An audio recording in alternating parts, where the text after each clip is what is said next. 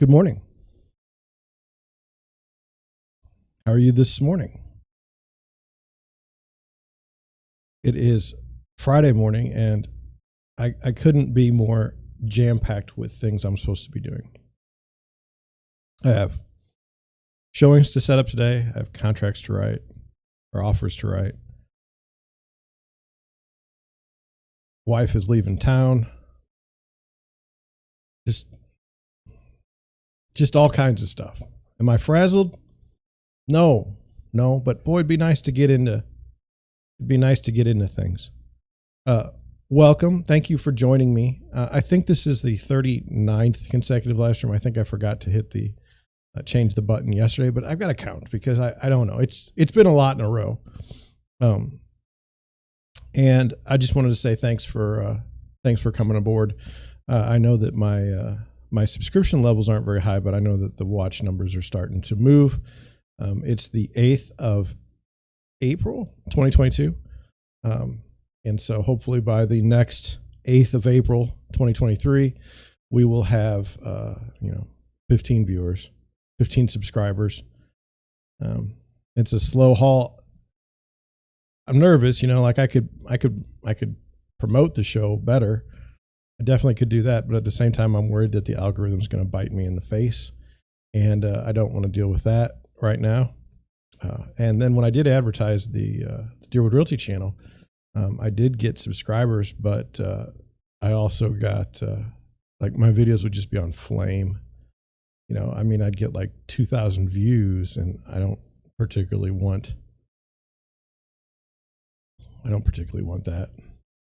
So, like fake views, like sometimes people didn't like the episodes, and then they'd be like down disliking it, and it's like this isn't for me. So anyway, where am I going with this? I don't know. It's my head's a little bit all over the place right now. Got an interesting. They've done some new things on Stream Labs. If you've been watching the Nature of Employment live stream at night, 9 p.m. Central Time, you'll see that the picture to me isn't as clear. I'm thinking about going to a higher tier on the live stream, but it's expensive. That's the best I can say. So I don't know if I'm going to do that. It's tough. It's tough. This is a whole new world for me. And I like it. I like navigating it, but it's not, you got to get after it daily, I guess. Anyway, let's get to some things. We're going to go to Deerwood Realty homepage, and we're going to look at mortgage rates for today. I thought it was kind of interesting. We've got the 30-year fixed is dipped below 5. Kind of thought that was 5 is it's gone up so fast. We didn't really get a chance to complain about 4 because we just shot right through it. But now we're up in the, we're just below 5.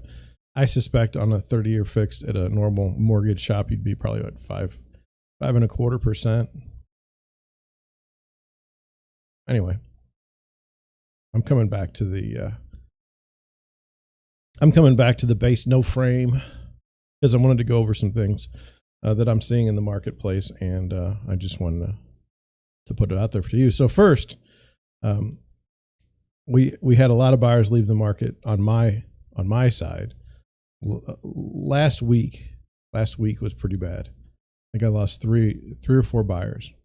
Now this week, some of my more seasoned and hardened buyers are ready to get back at it. Looked at a house.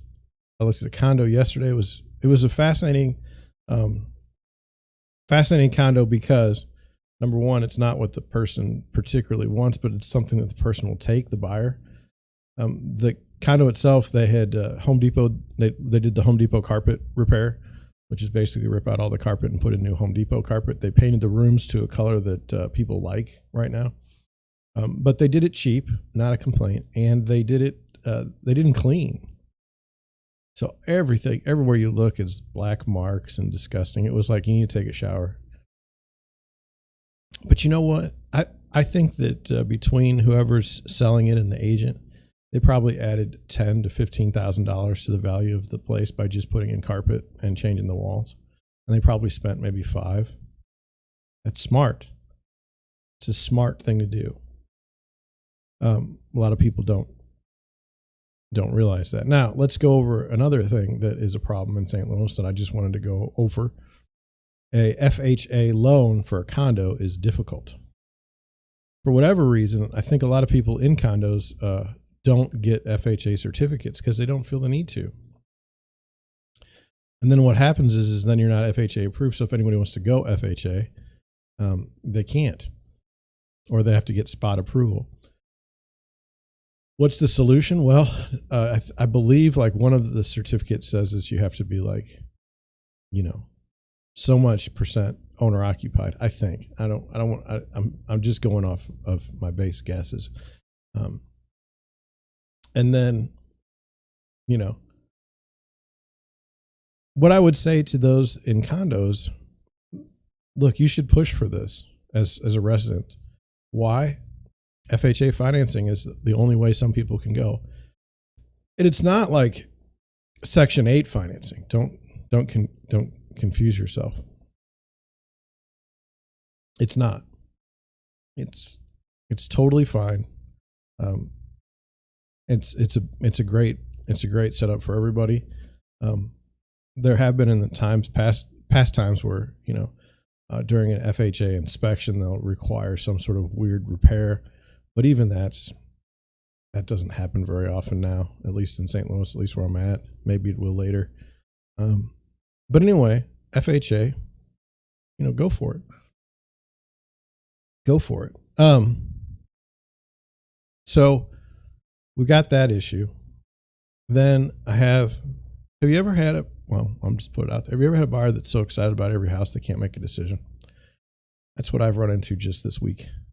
I literally get emails from this buyer. Can we see this house? Can we see this house? Can we see this house? And it's like, yes. But what's funny is not that part. The part is like, okay, we're going to offer, I'll offer everything I have for this house. And that's on every house. And these are not cheap houses that this buyer's looking at. And, in a way, I appreciate the excitement and the fun, but then I get scared because it's like, look, I can't tell.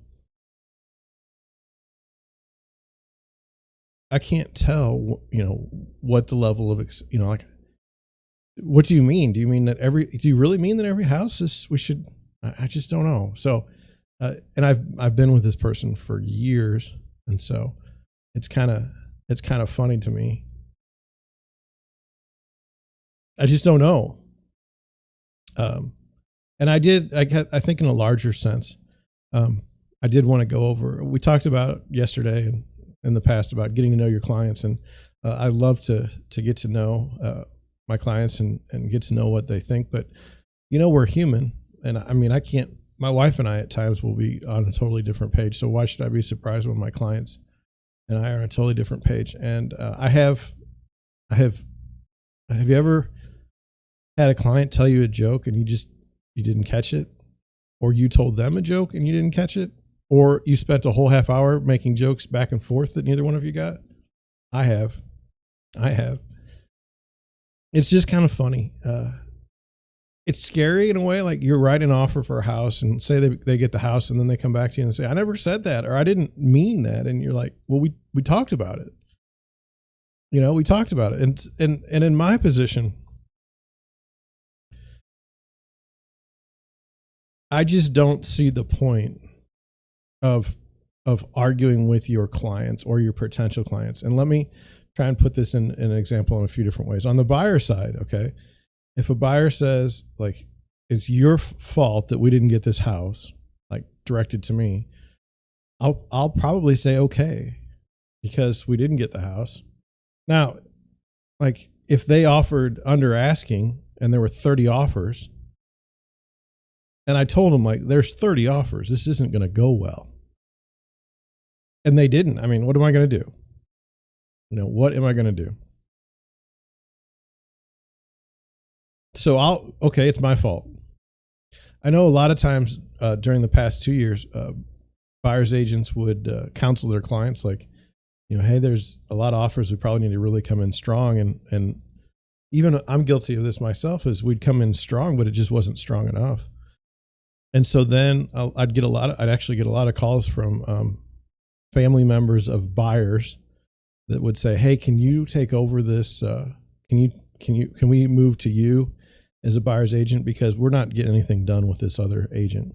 And it's like, yeah, but is the reason why you're not getting where you need to get, is it because the market's just terrible? I mean, you're putting forth very strong offers and just not getting anywhere? Is it possible? You just never know. And the reason why you kind of like to work from a referral perspective is you'd like to think that if someone's a friend of someone's, they're your friend as well, or at least you would have a good relationship with them. I've often said that if there's somebody that I don't like and they ask me for a referral, I'll send it to that person. Like, I had a lady that was on meth, and she was just a basket case. And I was like, here's someone that might be able to help you. Because, I mean, what would be the point? It would just be a disaster. So anyway, and I'm not going to fix her addiction, I don't think. I'm a real estate agent, not a camp counselor or a crisis counselor or whatever counselor you would need. A drug counselor? Seems like a weird word. Anyway, and then on the seller side, what's funny is it was so much easier to do a buyer side one. And then on the seller side, like, you go in and you talk to somebody about listing their house, and they say, I want to list it for $40,000 over what the last house sold for in the neighborhood, because my house is just that much better. In a normal market, you would just say, okay, that's nuts, but whatever. And in this market, you'd probably say, well, I mean, it looks that way. I mean, people are just spending all kinds of money. Might as well try it. What the hell? But what would be the point in going in there and saying, no, you have to list this for like $60,000 less? You are wrong. So like you're communicating, like you're already arguing with your seller and you haven't even gotten a listing. I mean, you point someone in the right direction. You give them all the comparable deals. You show them what's going on, and then you say, hey, this is where I'm at, this is where you're at, or this is where I'm at. What do you think? What's our strategy here?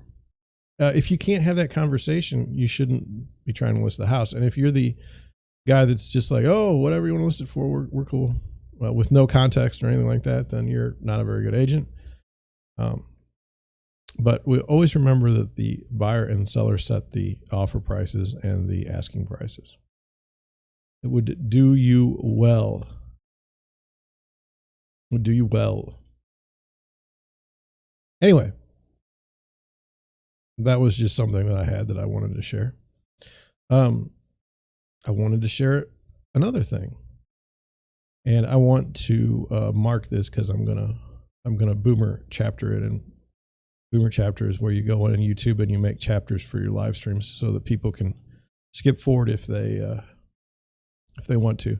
Boomer chapter here at 13 minutes is this: if you're a listing agent and you're letting your seller dictate the times that they're going to allow someone to show their house,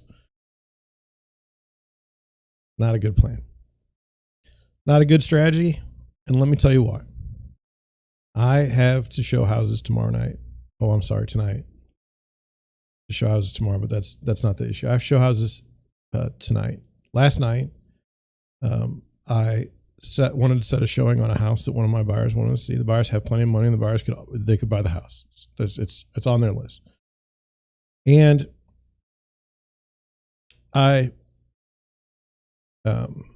set a showing in showing time, and immediately I requested a showing. Immediately it was declined. Now I have to show houses to different clients. Okay. So I have to be in South City at like 6:30, and then I have to be in Imperial at 7:30, which is, I mean, that's a track. Okay. It was going to be tough for me. They declined the showing. The seller's like, you know what? We want to be home before we want, Anyway, I did the story wrong. We have to keep going. So showings declined. So I text my buyers and I said that showings declined. They say, why? I said, because somebody's being an ass. You don't say that you can show the house in the system and then not be able to show it. Then decline the showing. That's just a jerk move. And the listing agent knew it was a jerk move. Because I can see who declines the showing, and I saw that it was the seller. And I got a call within 20 minutes and said, I'm so sorry. Do you want to see the house at some other time? And I was like, yes. But I don't know when, because right now my sellers or my buyers are angry because they want to go see the house. And, I'm just putting it on my schedule. Now I'm not going to be able to show it Friday. I have to try again on Saturday. They're like, okay. But let me tell you something. Let's just go over it. Bad move by the agent, the listing agent, to let the seller pick the times to show the house. That's bad. Good move by the agent for calling me and saying, hey, I understand your situation. I apologize. Is there something I can do to work this out? So, we're at 50-50 on the listing agent right now. Have I ever declined a showing? Well, first of all, I don't ever let my sellers determine. And I'm not like, I don't want you to think I'm proud of it. Here's what we do. If the house is vacant, I don't see any reason why we can't show it whenever. Okay.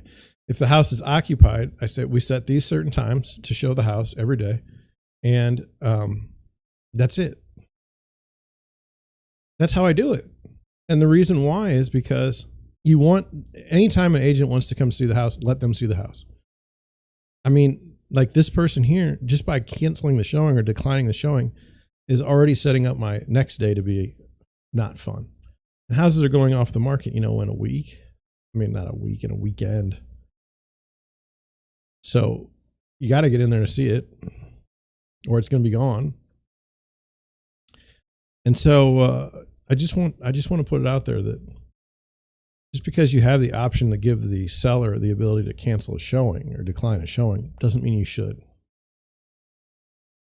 And then, if there's going to be 50 people walking through your house, it's hard to keep track of who's who and what's what. So, anyway, I don't know. Just keep it in mind.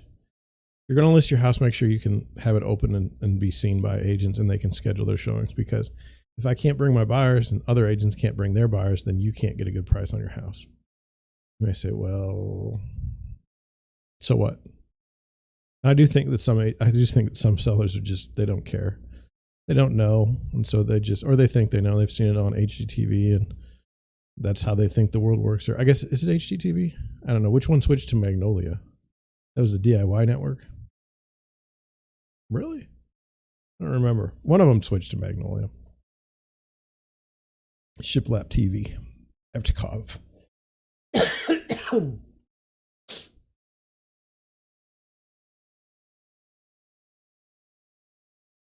It's icy mix outside.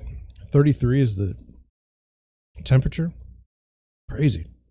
Yesterday was like 60. I have to cough again. It's going to be a bad one. Well, that's what you get for live television, right? I don't know. Okay. Let's get into the articles for today. 9:20. This is from Google. Oh, no, I'm sorry. I didn't set that up properly.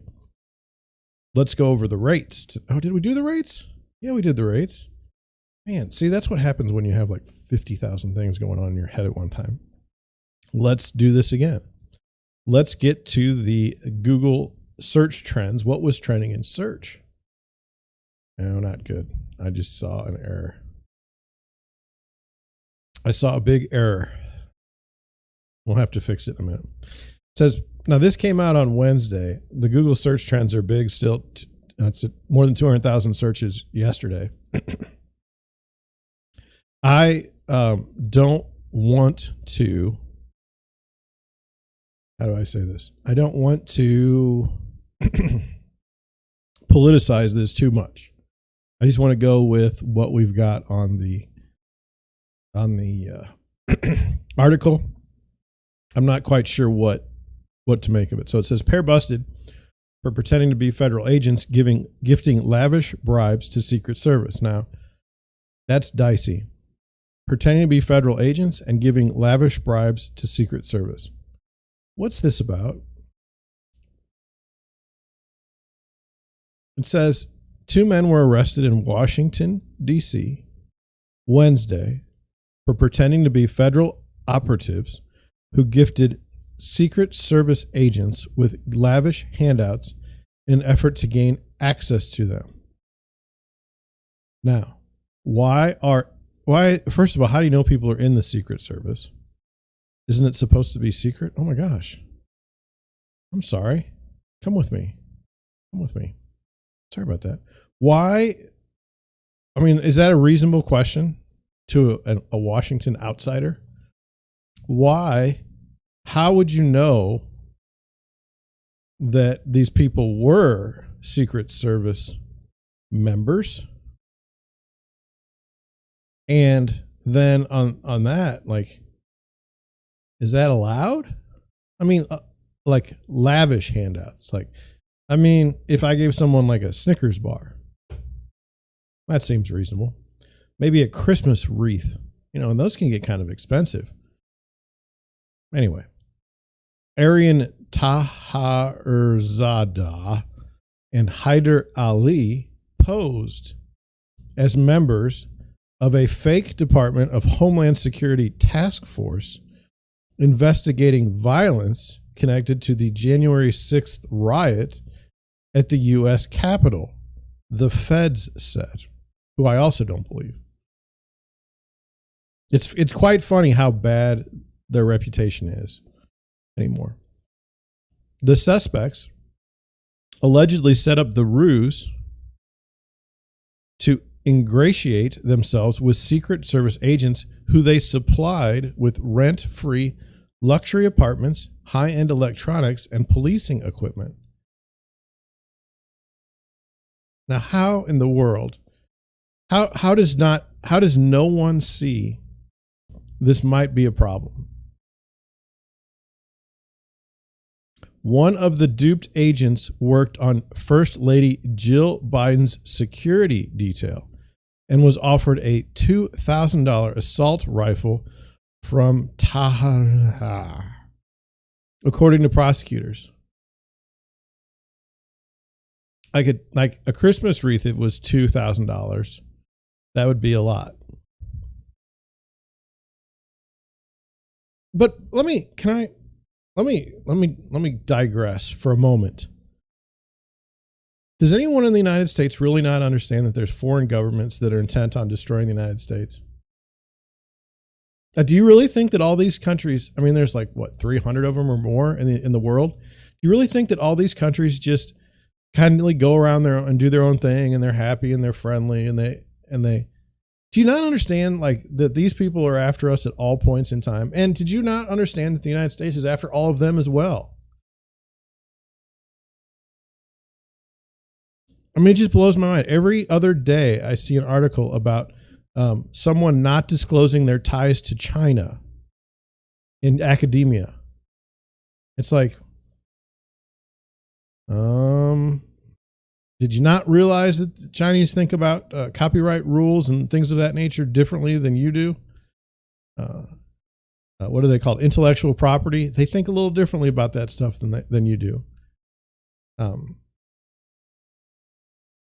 The amount of people that will complain about a domestic problem in the United States when foreign governments are literally infiltrating every single part of our government is beyond me. It's beyond me. It's just absolutely, it's bizarre. You'll get us to fight about kneeling for the national anthem. Meanwhile, China is just running amok in our security detail. Other countries are just running amok in our security detail. And it's like, oh, yeah, it's fine.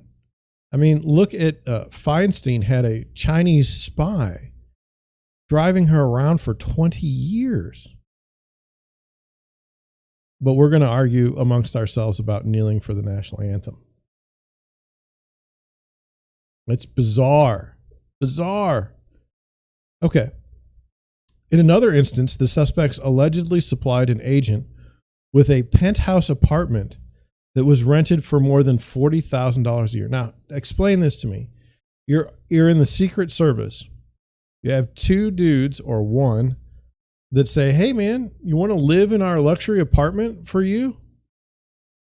And Secret Service agent guy who's paid to defend the president or the vice president or someone says, oh, yeah, sure, man, that sounds cool.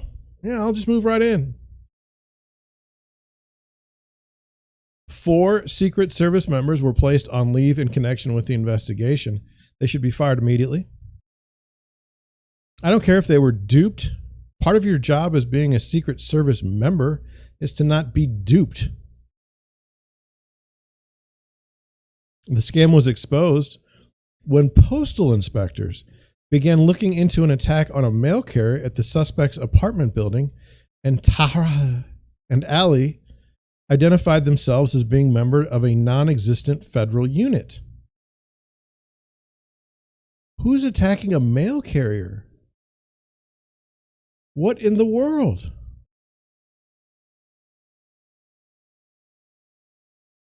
Seriously.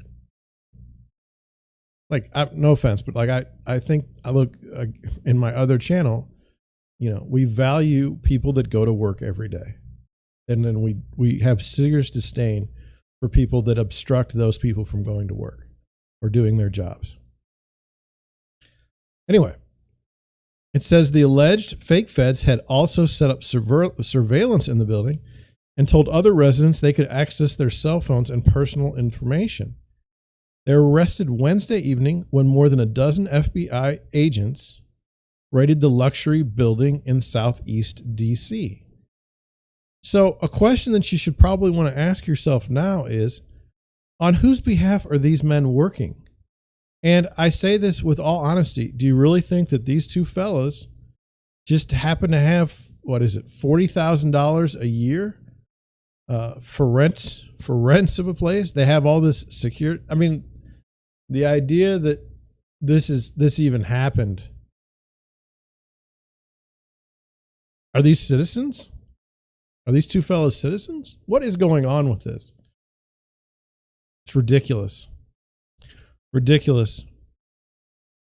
We really need to, our federal government, many of our state governments, dicey at best. Like, that's where I'm at. Let's go here. And we're going here because I got to kill some time. You say, well, John, that's not cool. You can't kill time on me. No, let me explain. I was doing something and I didn't get to where I needed to go today.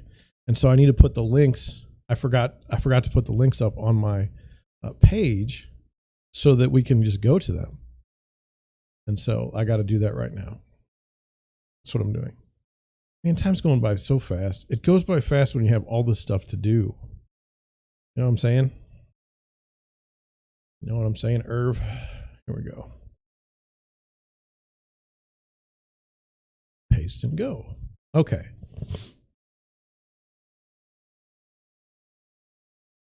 Okay, now let's go to the worst transition ever. Let's go to our luxury homes. And today we've chosen Dallas, Texas. Let's get to that right now. 3 houses. And I don't know much about Dallas, but it looks like there's some cool houses.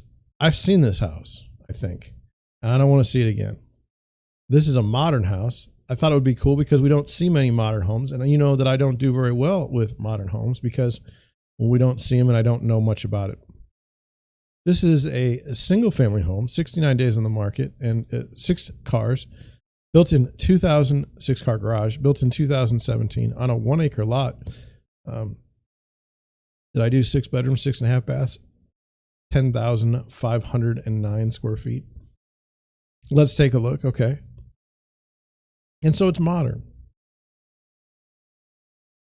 No complaints, just.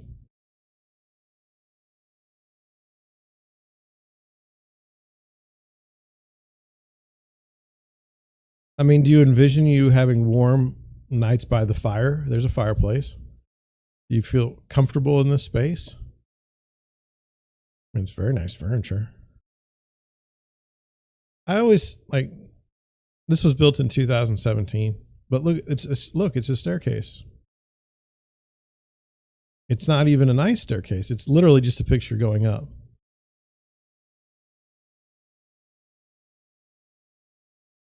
I like that there's only 28 pictures. But I mean, this picture doesn't do me a whole lot of good. There's a cool like fireplace situation thing where you can kind of go out. It's like an outdoor space. Is that a shower outdoors for your pool? I don't know. Let's see if it's got anything on the details. Okay. And let's look at in the property history. Let's go there first. Okay. Listed in 2022. And we know that it was built in 2017. So, you know, the people that, you know, built it and moved in are the ones that are selling it most likely. And it says Taula House is perfectly situated on almost an acre in Preston Hollow. This masterpiece was designed by M. Gooden Design. This home features over 10,000 square feet, 6 bedrooms, 6 bathrooms, numerous living and studying areas, basement wine cellar, fabulous 55-foot lap pool, 2,000 square feet of outdoor entertainment, a cabana, roof deck, balconies, gourmet kitchen, and 2,000 square feet, 6-car garage. The home features symmetry, directional alignments, spatial geometry, and delicate detailing. Taula home was built for entertainment and peaceful seclusion. Those are kind of contrasting. There's a graceful mix of public and private, both gathering and intimate spaces. Bold expression and materiality is not lost on this house, yet there is calmness in the beauty. Well, that's one way to put it. One thing I would do is I would put, if I were listing that house and it had a 6-car garage, I would show the garage. For $17 million, I'd like to see the garage. Like, I'm not as a criticism even. Maybe couldn't get the door open that day or something like that. But I'm just saying myself, I'd like to see the garage. And I was looking and I was checking to see if there were anyone in the chat, but you know, no one in the chat today, which is sad. So that was a modern home. This is a new listing. It's also modern. Let's take a look. It says it's in Highland Park. I don't know where that is in relation to Dallas. I saw this like moat and pond spot here, and I thought that'd be interesting. This is 37 pictures, $16.8 million. Maybe it's a river. I don't know. 4 bedrooms, 4.5 bath, 6,800 square feet on a half-acre lot with a 3-car garage built in 2020. Basically, this is the first time it's been for sale. And the details are at the end of a quiet street with the serene Turtle Creek on its western boundary sits this incredible Larry Speck designed estate constructed with walls of glass showcasing the views of Dallas Country Club golf course and surrounding nature. The light-filled first level has a wonderful flow for everyday living and entertaining, with the living and dining rooms on either side of the foyer. The living room leading into the study and the dining room sharing a dual-sided fireplace with the family room. The family room is open to the breakfast room, kitchen, and wet bar. A playroom and a full guest quarters complete the main level along with an elevator. I love elevators. The second floor boasts the spacious master suite with an office area, 2 additional bedrooms and bathrooms, and a family room. Exceptional outdoor entertaining with an outdoor cooking area and several porches and verandas, all with views of the creek and the golf course. Well, let's take a look. I mean, it's going to be a modern home.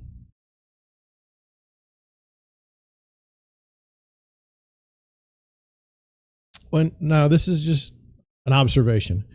If you have walls of windows, like you can't put anything on the walls because they're of windows. So like you're not hanging pictures on the walls because they're all windows. Like it's not going to do any good. It's glass. Kind of an odd juxtaposition here. You've got a purple chair next to a trash can. Wow. Wow.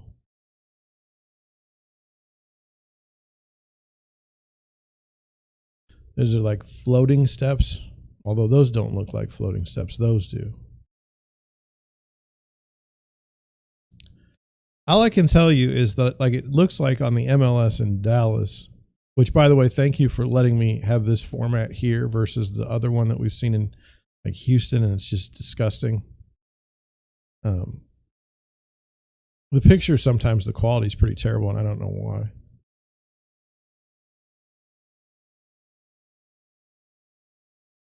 Now, are people in Dallas like just enamored with modern home style, contemporary design? I don't know. Maybe that's a thing there. I always think about California when I think about modern design. But you know, when we've looked in California, yes, there have been contemporary style homes, but it hasn't been like, you know, I don't know. This house here is just it's not for me, and we already looked at one. These are new construction. This one here by the same agent as this one, so good for her. Good for her. Let's take a look at this one. 9 beds, 12 baths, 16,000 square feet on like a little bit, well, like close to an acre and a half. All right, here we go.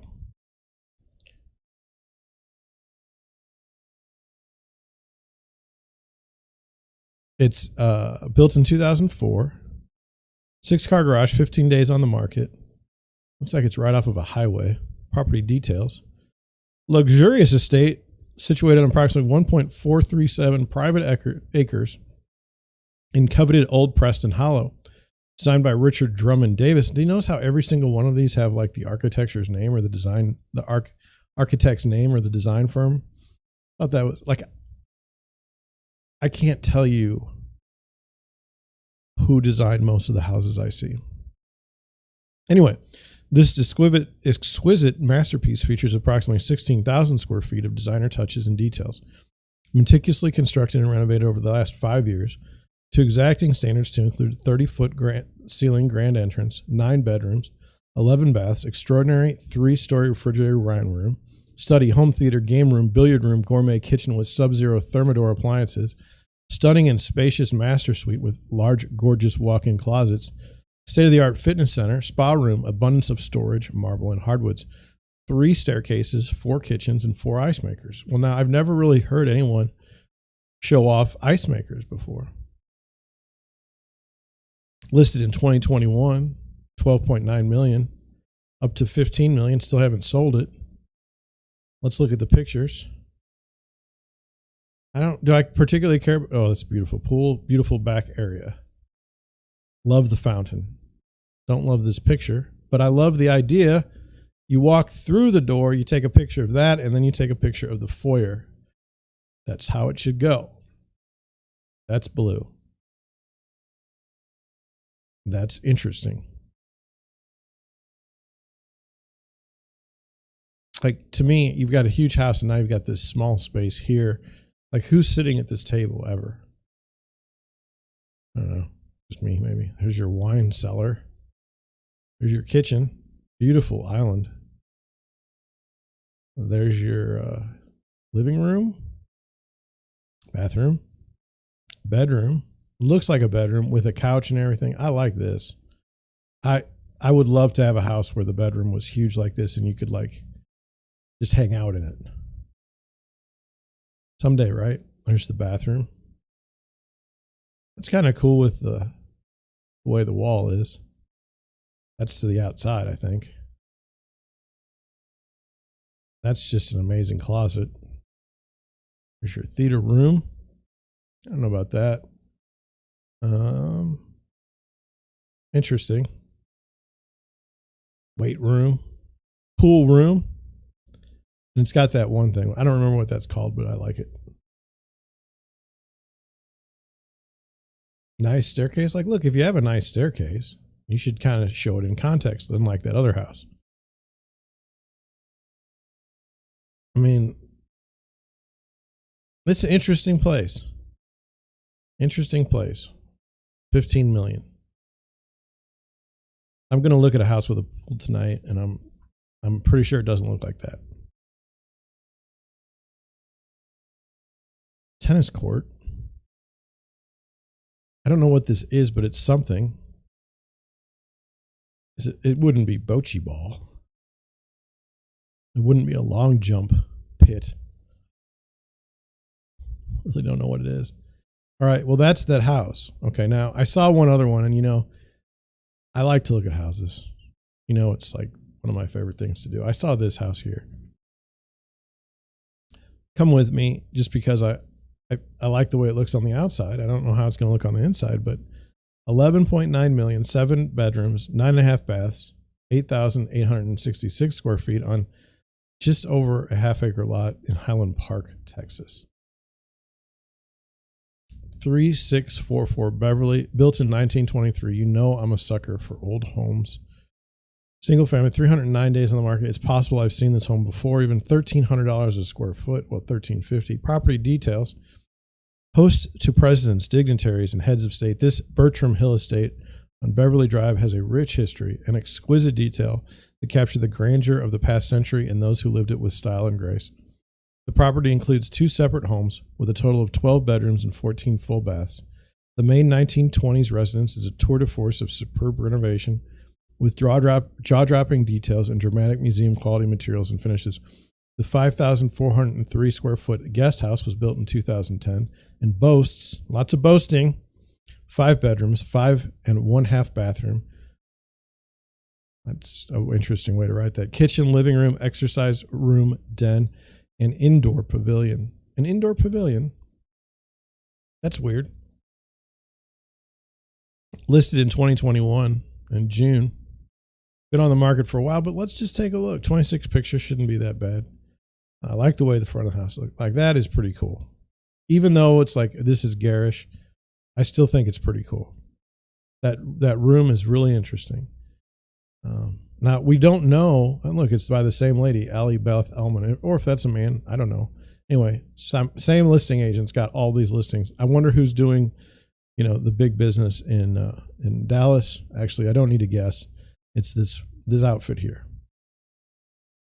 I mean, look at that.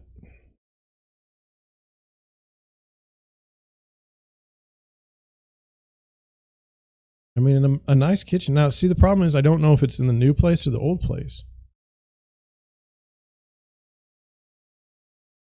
I don't know. Is that supposed to show that things are messed up?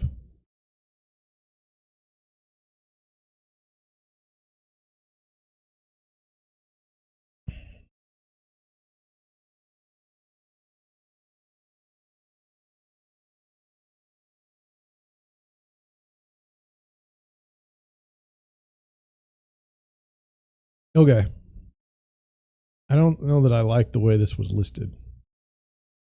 Like the pictures. Oh, let me check the chat. Oh, there's nobody. Okay. I was worried. Sorry about that. So that's where we are. It's 9:45. We're going to get into some articles now. You're going to notice, okay? You're going to notice that there's only 2 articles available. And so guess what? We're only going to talk about 2 things. We're not going to go very long in that because I do have some extras just in case, because I was concerned, but those articles have to wait till tomorrow, 9 a.m. Central Time here in St. Louis, Missouri. What do you think of that? Hopefully you think a lot of it. I think a lot of it. Okay. Moving on.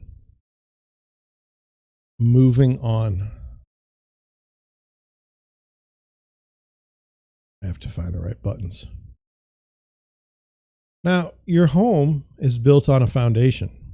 And if that foundation is weak, your home will be weak.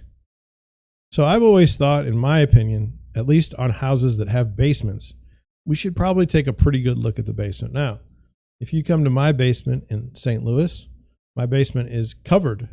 The walls are covered. You can't see the concrete walls. They're also insulated. So you're not, the number of people that have insulated basements in St. Louis is probably like less than 2% of the entire space. Why did I insulate mine? Because I was going to live here forever. What's changed? I don't know that anything's changed except for I don't know where I'd go in St. Louis. I would probably just leave altogether. But I can't, so I won't. And we'll go from there. Now, I thought this was a decent article. It's an apartment therapy. I don't know how that helps apartments. I don't know why you'd really care about the basement, but why do we need to pick things apart? Let's just keep going here. 4 questions you might not know to ask about your home's foundation, but should. Okay.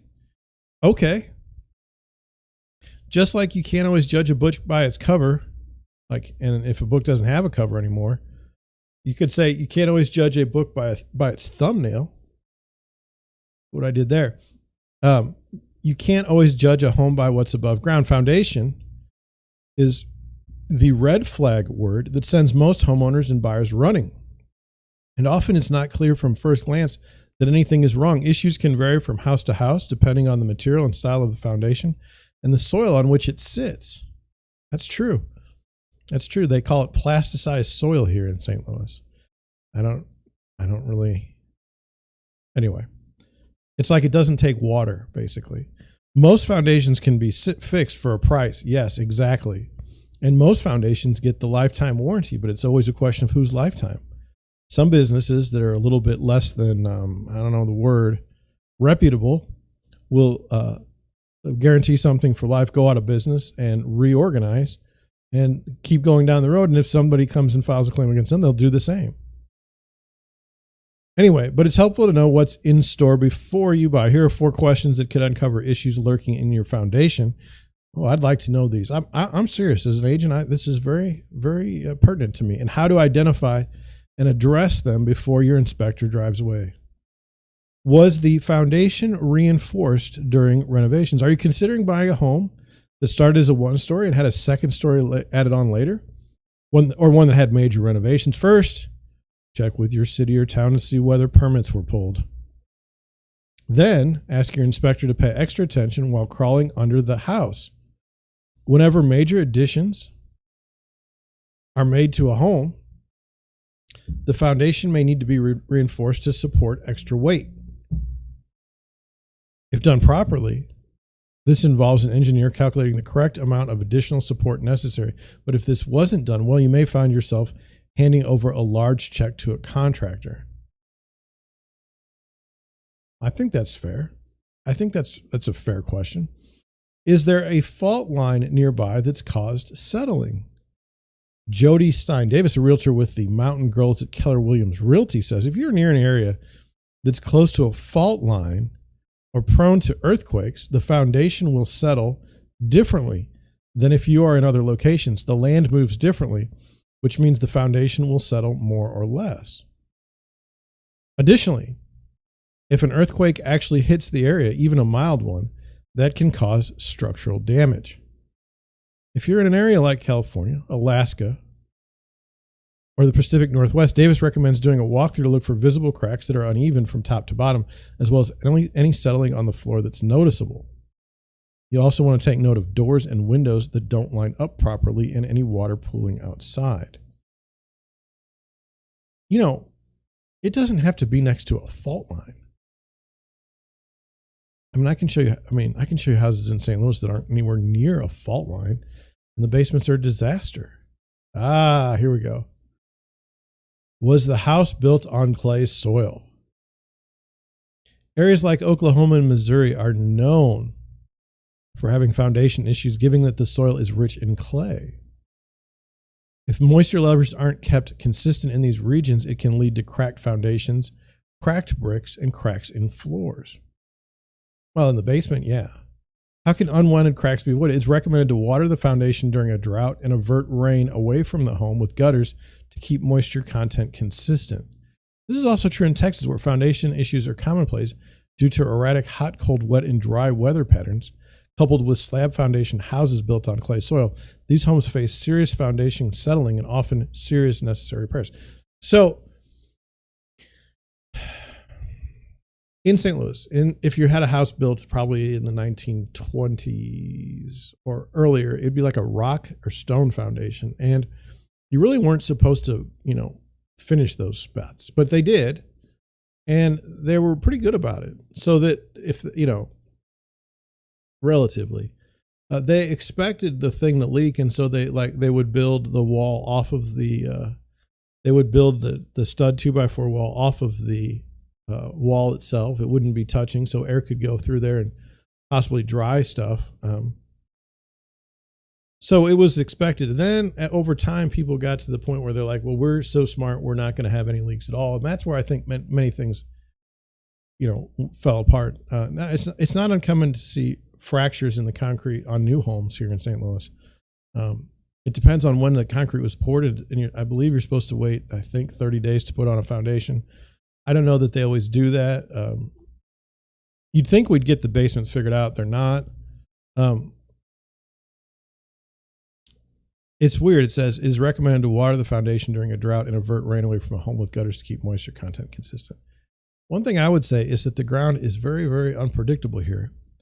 Underneath my home, I had to take a look at it once, and it was completely dry. Like it had never been touched by water. Now, my wife's house, during her ownership, we had to install a sump pump because the water was just pooling underneath the concrete. It was wild. And she said that it wasn't that case before. So anyway, that's something. It says, has there been issues with flooding or pooling water? When water pools around a foundation, particularly in floodplain areas like California, Florida, and other coastal states, it can cause the soil around it to expand. This weakens the foundation, leading to foundation upheaval and deteriorating concrete. Christina Ortega, owner of Los Angeles-based real estate investment firm Mrs. Property Solutions, says if the foundation was not properly waterproofed to begin with, the further increase the likelihood of the extensive water damage. Since concrete is porous, water can easily seep through it and adversely impact adjacent wood structures and basement interiors. 9 times out of 10, what you'll get in St. Louis on a South City basement is, on the seller's disclosure, the question will be,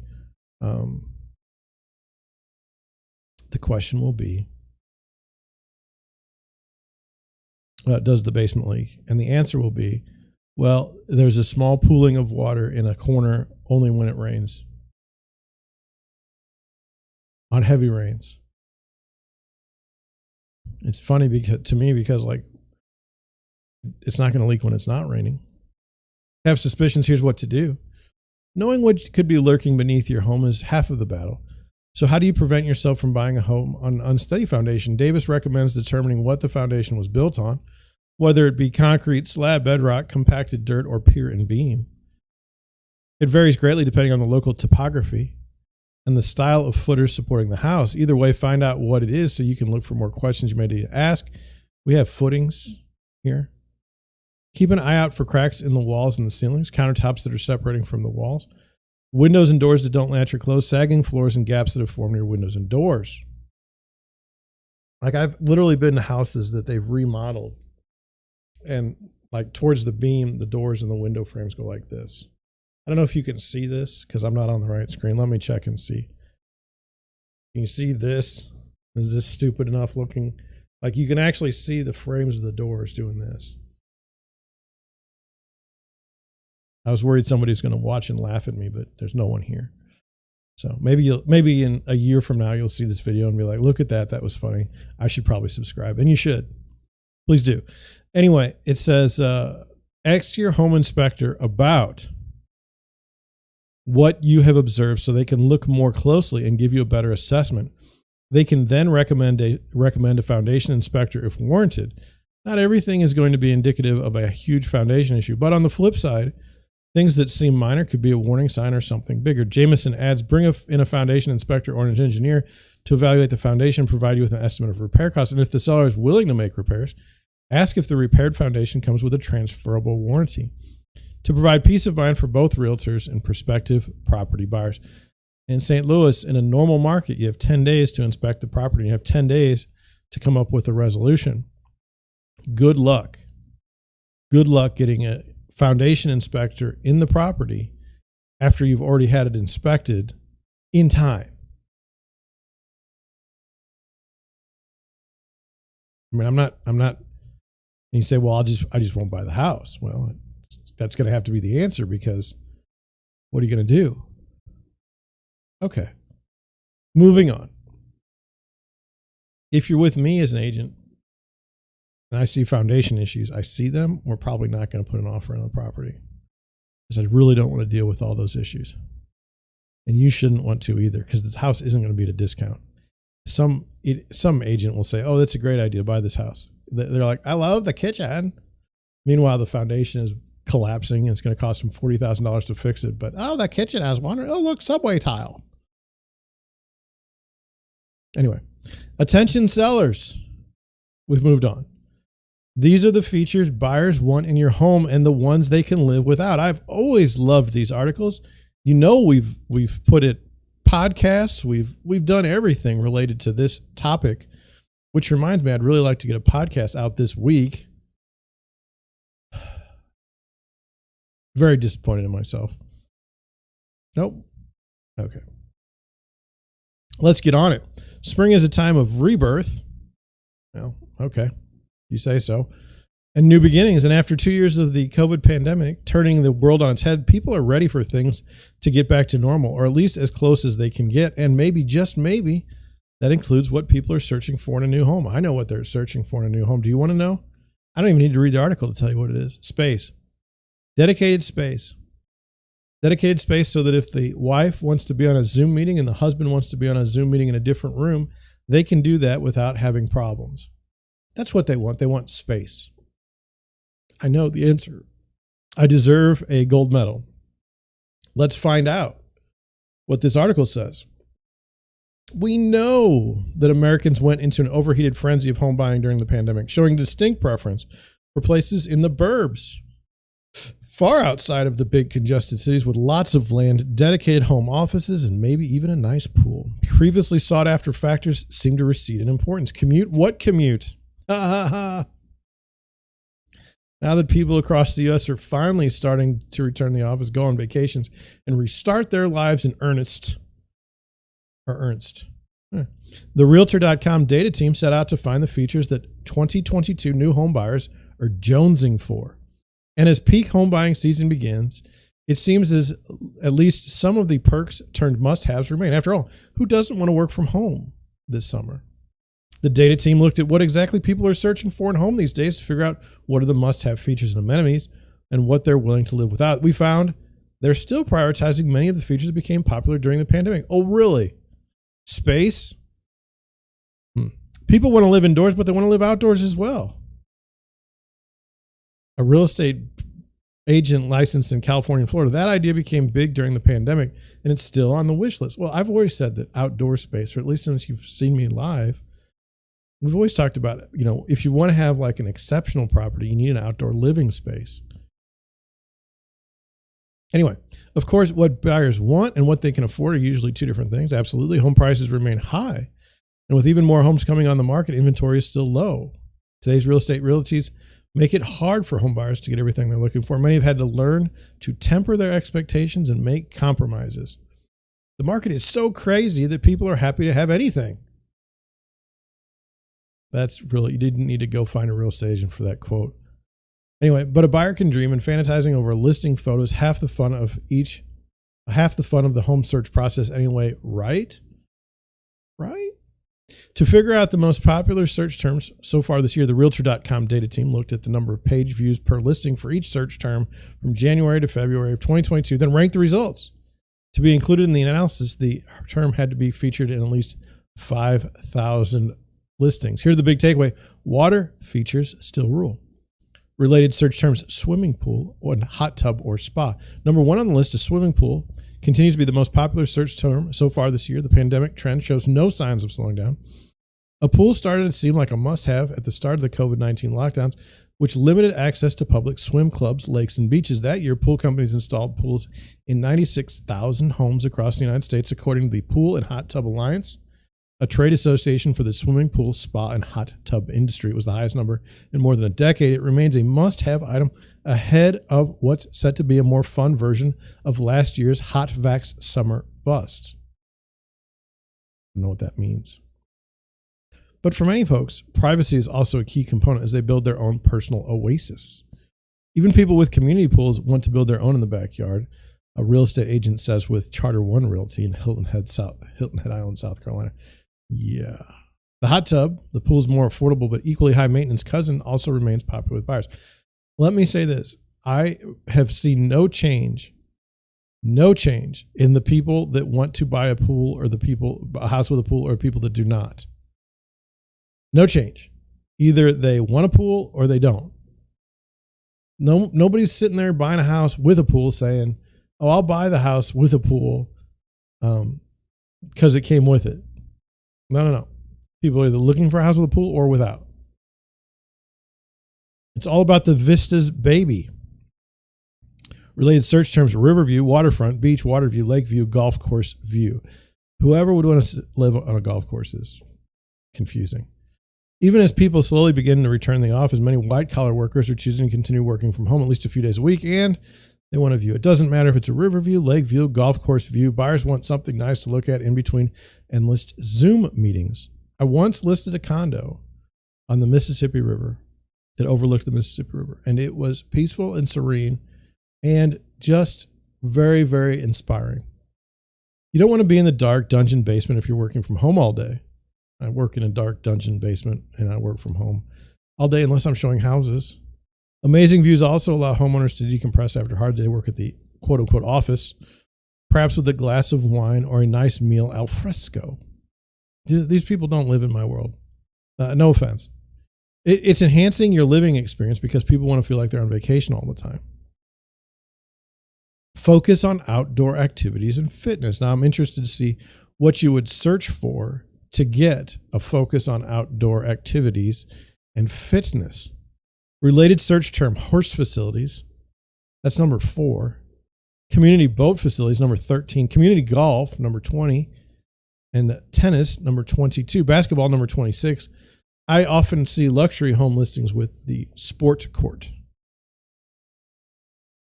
That means you can do more than one thing on the court, like tennis and basketball.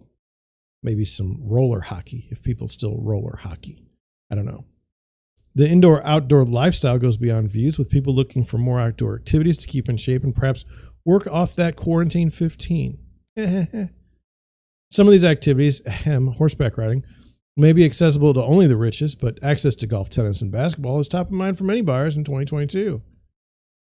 Even as COVID-19 restrictions subside, they're preferring to keep their circle small and know who they're working out with. Unlike large chain gyms that can quickly get crowded, finding places they feel comfortable is also of utmost importance for some fitness aficionados. She recently worked with one buyer who test drove multiple tennis courts before settling on the perfect one. Well, that's just fascinating. What are you going to do? All about this space. Related search term: cathedral ceiling, big lot, outbuilding, and library. Expansive homes are still in vogue for buyers these days as they look for space to work as well as some privacy. Having a home office or two has become a necessity for some, while high ceilings have been popular for a while now. Even buyers returning to big cities like New York are choosing to buy bigger, brighter units after getting used to spreading out in their second homes. A library is another popular search term, perhaps to ensure that there's a designated desk area. People may even be getting a little creative with their Wi-Fi or their WFH setups. What does that mean? Work from home. Outbuildings, detached structures like a garage or shed that could potentially be turned into quiet working space is another popular search term this year. Well, that's fascinating. I said in the beginning, people are looking for space. Lots of it. Lots of it. It doesn't matter if you're moving back from the burbs to the city. You still have the same problems if you're working from home. But it's not just indoor space home buyers are looking for. Big lots and backyards are also important to them. Entertaining outdoors and gardening became popular pastimes over the past couple of years, and they're set to continue into 2022. Once again, privacy is essential. Everybody wants a big yard to be able to not look at people on the other side of them. I don't know. I mean, you live in a neighborhood, you're going to see people. Deal with it. Turnkey is key. That's kind of interesting. One of the biggest things buyers want these days is a property that doesn't need updates. These include a new roof and updated kitchen, among other things. Everybody wants turnkey. They want a big open kitchen. They want it all done for them. Different buyers than what I have.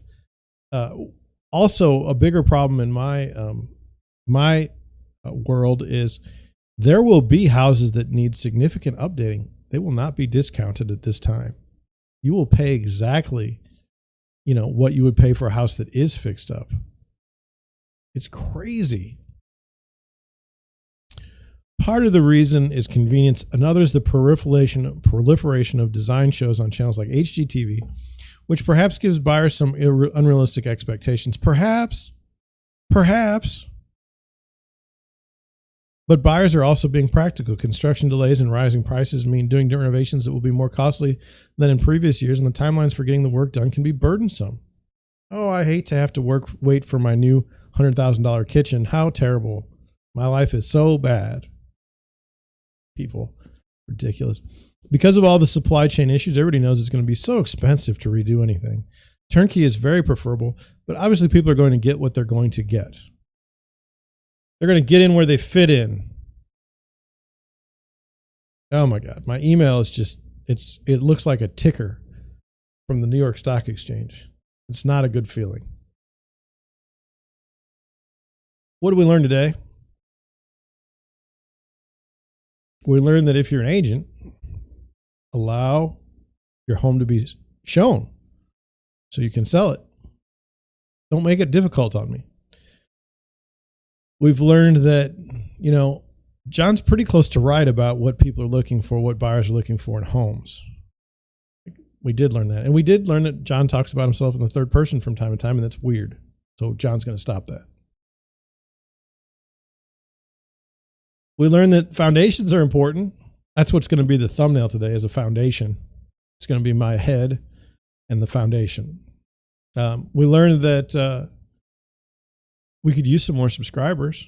If you've made it this far, by all means, you can get this every day. This can be yours. That's worth something, right? I would think so. So you should subscribe. You should do it now. Don't wait. You don't have to pay anything.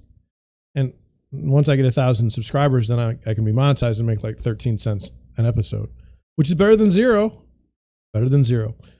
With that, I'm going to head on out. Thank you for watching. I will catch you tomorrow at 9.